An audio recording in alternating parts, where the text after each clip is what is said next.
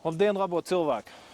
Tev šodien ir tā veiksme būt kopā ar mani, Mārtiņu no Husqvarnas un ar Daigu. Un šodien mēs esam šeit, lai apskatītu divas lietas. Mēs esam Bulduru tehnikumā.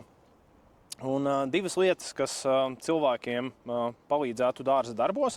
Tātad informācija par dzīvžogiem, par dzīvžogu veidiem, kā tos izvēlēties, par viņu kopšanu, par tehniku, kā viņus apkopt, par pašu tehnikas, kā ar viņu strādāt, un arī pieskarsimies augļu kokiem. Vienādi sakot, tas, kas mums te ir pieejami dažāda veida sortimenti, ne tikai tūjas, lai gan tūjas mums vispopulārākais, tas ir top 1, bet vismaz mēs skolas teritorijā esam ielikuši dažādas iespējas, lai ko izvēlēties, jo nav tā, ka ir tikai viens produkts. Jā.